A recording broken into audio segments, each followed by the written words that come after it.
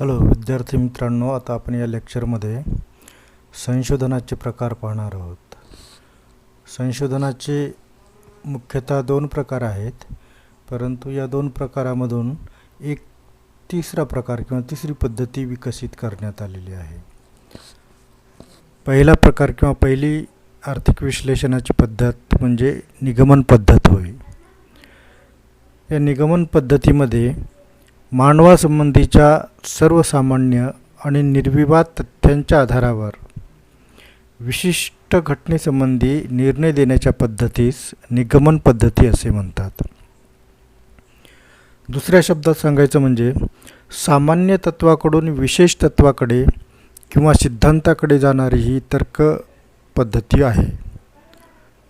उदाहरणार्थ, मनुष्य आपले उत्पन्न खर्च करताना महत्तम समाधान मिळेल अशा उद्देशाने आपल्या खर्चाचे वाटप करतो. हे विशेष तत्व असले तरीही ते मानव हा विवेकशील आहे आणि आर्थिक क्रिया करताना तो महत्तम लाभ प्राप्त करण्याचा प्रयत्न करत असतो. या सर्वसामान्य तत्वावर आधारित आहे. महत्तम लाभ मिळविण्याच्या सामान्य तत्वाच्या आधारावर मानव आपल्या प्रत्येक व्यवहाराचे नियमन करत असतो. त्याचमुळे मर्यादित उत्पन्न खर्च करताना महत्तम समाधान मिळविण्याकरता या सामान्य तत्वाचाच वापर करीत असतो. याच सामान्य तत्वाच्या आधारावर मांडलेले दुसरे विशेष तत्व म्हणजे उत्पादन पेढीद्वारा म्हणजेच उद्योगाद्वारा महत्तम नफा मिळेल इतके उत्पादन करण्याचे तत्व होय. अशा अनेक विशेष तत्वांना काही सामान्य तत्वांच्या आधारावर तर्काने मांडणारी पद्धती म्हणजे ही निगमन पद्धती होय. या पद्धतीत केवळ मान्यताप्राप्त तत्वांचा वापर होत असल्याने प्राध्यापक बोल्डिंग यांनी प्रस्तुत पद्धतीस बौद्धिक प्रयोगाची पद्धत असे म्हटले आहे. गणिताच्या वापरावरून निगमन पद्धतीचे दोन प्रकार पडतात. एक गणितीय निगमन पद्धती आणि गणितेतर निगमन पद्धती. आता निगमन पद्धतीचे इथे आपण दोन प्रकार बघतोय. बौद्धिक प्रयोगाची पद्धत अर्थात ही तार्किक विवेचनाची पद्धत आहे. तार्किक विवेचन आपण इथे काय केलेलं आहे की मानव हा विवेकशील आहे आणि आर्थिक क्रिया करताना तो महत्तम लाभ प्राप्त करण्याचा प्रयत्न करत असतो. तसंच दुसरा जो मुद्दा आहे तर दुसऱ्या मुद्द्यामध्ये कोणती उत्पादन पेढी किंवा उद्योग हा महत्तम नफा मिळेल इतके उत्पादन करत असतो असे गृहीत धरलेले आहे, असा तर्क केलेला आहे. म्हणून ही बौद्धिक प्रयोगाची पद्धत किंवा तार्किक विवेचनाची पद्धत असं म्हटलं जातं. आणि दुसरी अर्थमिती विवेचन, ज्यामध्ये गणिताचा किंवा सांख्यिकीचा वापर केला जात असतो. आता या निगमन पद्धतीचे काही गुण पण आहेत. वापरण्यास सोयीची पद्धत आहे, कारण याच्यात सामान्य तत्व घेतलेले आहेत. शक्यतो जनरली माणूस विवेकशील असतो आणि तो आपल्या पैशाचा पुरेपूर महत्तम लाभ घेण्याचा प्रयत्न करतो व त्यानुसार तो आर्थिक क्रिया करतो. हे बरोबरच आहे. तसंच कोणताही उद्योग हा महत्तम नफा मिळण्यासाठीच स्थापन झालेला असतो. त्याचं उद्दिष्ट हे महत्तम नफा मिळणे हेच असतं. त्यामुळं ही पद्धत वापरण्यास सोयीची पद्धत आहे. इथे तर्क किंवा बौद्धिक ज्याला म्हणता येईल आपल्याला की एक सामान्य तर्क केला जातो किंवा बुद्धीचा वापर करून तर्काद्वारे याचे निष्कर्ष काढले जात असतात. याच्यामध्ये सांख्यिकीची माहिती गोळा करावी लागत नाही, प्रयोग करावे लागत नाहीत. त्यामुळे ही सोयीची पद्धत आहे. मिळणारे अनेक निर्णय अचूक असतात, कारण मुळात जे आपण गृहीत धरलं ते शक्यतो चूक नसतं. शक्यतो माणूस हा आर्थिक असतो. पिढीसुद्धा ही आर्थिक पिढी असते आणि ती नफ्यासाठीच त्या शक्यतो स्थापन झालेली असते. त्यामुळे निर्णय चुकणं शक्यतो फार कमी प्रमाणात असतं. निर्णय अचूकच असतात. मानवी वर्तणुकीच्या अभ्यासात हीच पद्धती सुयोग्य ठरते, कारण मानवी वर्तणूक ही मनातील अदृश्य अशा घटनांच्या आधारावर असते. त्यामुळे निरीक्षण किंवा प्रयोग करणे अशक्य असते. त्यामुळे अशा विश्लेषणात ही बौद्धिक प्रयोगाची पद्धत अधिक सुयोग्य ठरते. या पद्धतीतील निर्णय सर्वव्यापक व निष्पक्ष असे मिळतात, कारण या पद्धतीतील निर्णय हे सामान्य अशा तथ्यांच्या आधारावर मांडलेले असतात. त्यामुळे हे निर्णय स्थलकाल निरपेक्ष असे मिळतात. म्हणजे इथे पूर्वग्रहिताला शक्यतो जागा नसते. अर्थात निगमन पद्धतीचे दोषी शास्त्रज्ञांनी सांगितलेले आहेत. त्यामध्ये चुकीचा निर्णय मिळण्याची संभाव्यता, दोषयुक्त निर्णय अचूक असण्याचा दुराग्रह, माणूस विवेकशील असतोच, उत्पादन पिढी नफ्यासाठीच स्थापन झालेली असते असं दुराग्रह असतो आणि ह्या दुराग्रहापायी यामधून मिळणारे निष्कर्ष अचूकच आहेत असा आग्रह धरला जातो. तर हे या निगमन पद्धतीचे दोष आहेत. तसेच दुसरी पद्धत म्हणजे आगमन पद्धत किंवा इंडक्शन मेथड. आगमन पद्धतीमध्ये सुद्धा प्रयोगात्मक आगमन पद्धती आणि सांख्यिकीय पद्धती असे दोन प्रकार आहेत. प्रयोगात्मक आगमन पद्धती म्हणजे नियंत्रित परिस्थितीत प्रयोग करून निष्कर्ष काढण्याची पद्धती आहे. भौतिकशास्त्रामध्ये जसं प्रयोगशाळेमध्ये सर्व वातावरण तयार करून प्रयोग केले जातात, त्याच पद्धतीने इथे सुद्धा परिस्थिती ही नियंत्रणात ठेवली जाते आणि प्रयोग केले जातात. आपण मानसशास्त्रज्ञांचे काही प्रयोग डिस्कव्हरीवर वगैरे पाहिले असतील. त्यामध्ये विविध गट स्थापन केले जातात. त्या गटांना एक आठवडा वगैरे ठेवल्या जातं. त्यांना विशिष्ट निर्देश दिले जातात आणि त्यानुसार मग त्यांच्यावर प्रयोग केले जातात आणि त्यांचं वर्तन कसं असेल वगैरे पाहिलं जातं. तर ही प्रयोगात्मक आगमन पद्धती होय. अगदी ही भौतिकशास्त्रासारखी किंवा पदार्थविज्ञान शास्त्रासारखी असते. दुसरी सांख्यिकीय पद्धती. या सांख्यिकीय पद्धतीमध्ये निरनिराळ्या क्षेत्रातून आकडेवारी गोळा केली जात असते आणि त्याचे वर्गीकरण करून त्याच्या आधारे निष्कर्ष काढले जातात. यासाठी निरनिराळ्या सांख्यिकीय सूत्रांचा वापर केला जात असतो. अर्थशास्त्रात प्रयोग पद्धतीपेक्षा सांख्यिकीय पद्धत अधिक सोयीची आहे, कारण व्यक्तींना किंवा समाजाला एका विशिष्ट जागेमध्ये विशिष्ट काळासाठी ठेवणं अशक्यच आहे. व्यक्ती तितक्या प्रकृती आणि समाजातही प्रचंड भिन्नता असल्यामुळे प्रयोगात्मक आगमन पद्धती ही कमी सोयीची आहे, तर सांख्यिकीय पद्धती अधिक सोयीची आहे. आगमन पद्धतीचे काही गुणही आहेत. निष्कर्ष वास्तविकतेस अनुसरून असतात. या पद्धतीत वास्तविक परिस्थितीचे अवलोकन करून आकडेवारी गोळा केली जात असल्यामुळे निर्णय वास्तविक परिस्थितीस अनुसरून असतात. दुसरा गुण आहे समष्टी अर्थशास्त्रास योग्य पद्धती. समष्टी अर्थशास्त्र म्हणजे समाज असेल, देश असेल, अशा एकापेक्षा अनेक जिथे युनिट्स आहेत त्याला समष्टी असं म्हणतात. व्यष्टी पद्धत म्हणजे एक व्यक्ती, एक उत्पादन संस्था, एक अर्थव्यवस्था वगैरे वगैरे.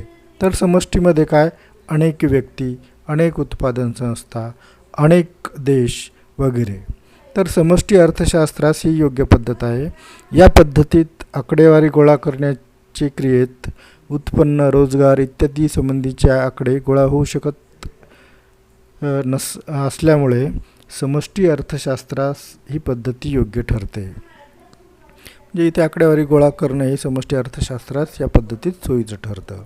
आर्थिक समस्येची योग्य उकल. या पद्धतीत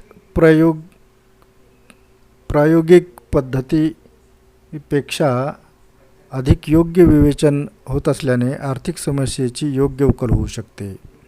एखादी समस्या राष्ट्रापुढे असेल, बेरोजगारीची समस्या असेल, मंदीची समस्या असेल, भाववाढीची समस्या असेल, एखाद्या शेती उद्योग हा संकटात सापडला असेल वगैरे, अशा बऱ्याच काही गोष्टी असतील. तर ह्या ज्या काही समस्या आहेत, या समस्येची उकल करण्यासाठी ही पद्धत अगदी योग्य आहे.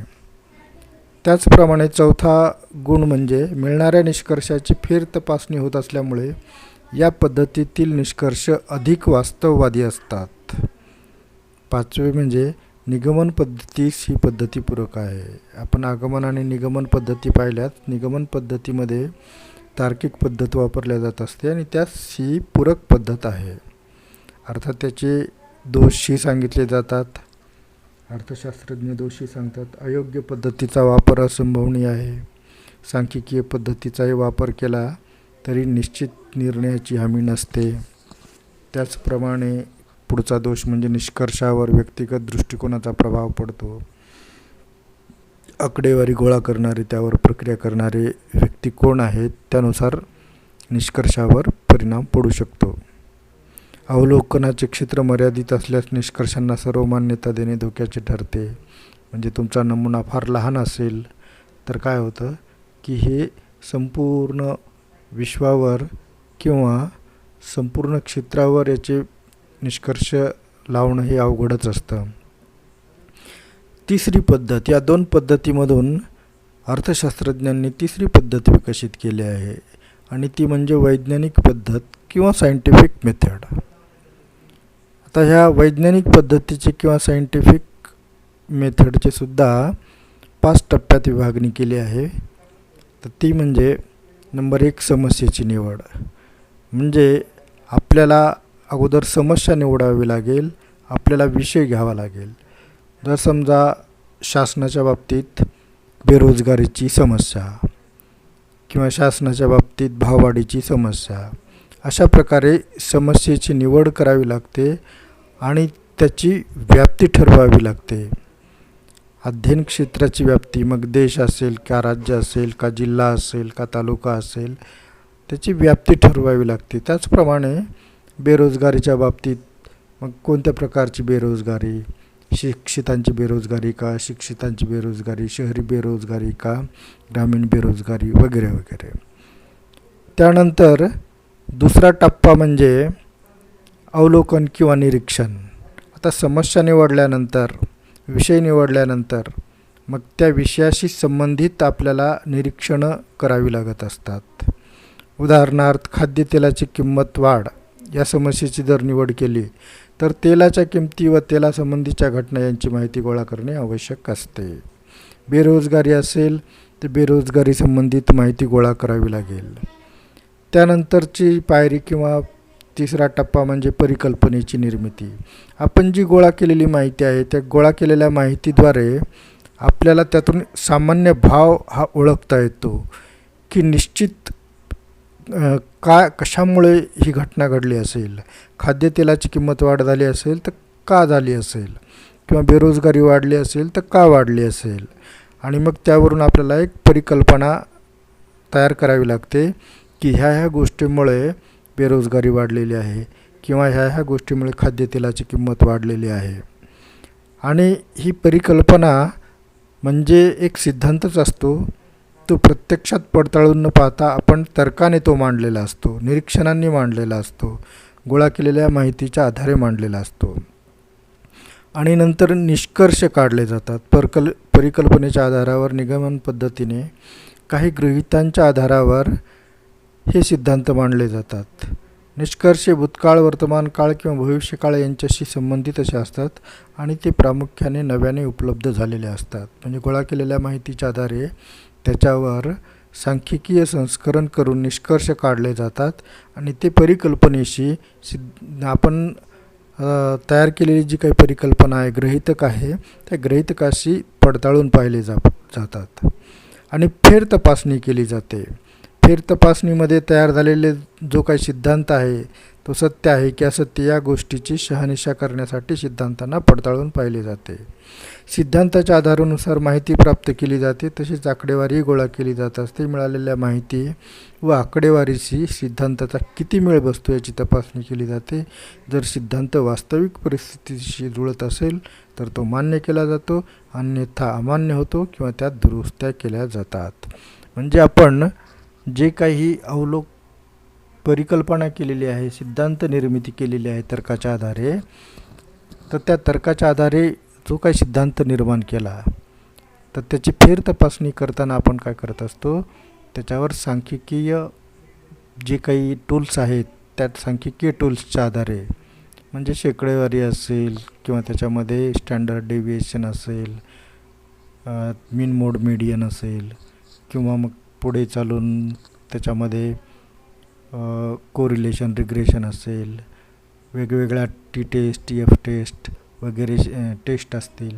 ह्या टेस्टच्या आधारे काय केलं जातं की निष्कर्ष काढला जातो आणि हा निष्कर्ष परिकल्पनेशी जुळता आहे का नाही ते बघितला जातो. आणि जुळत असेल तर सिद्धांताला मान्यता दिली जाते, म्हणजे परिकल्पना ही सत्य ठरते. आणि जुळत नसेल तर त्यात दुरुस्त्या केल्या जात असतात. अशा प्रकारे मित्रांनो संशोधनाचे प्रकार आपण पाहिले. संशोधनाचे प्रकार आपल्याला लक्षात आले असतील. आपण इथेच थांबूयात. धन्यवाद.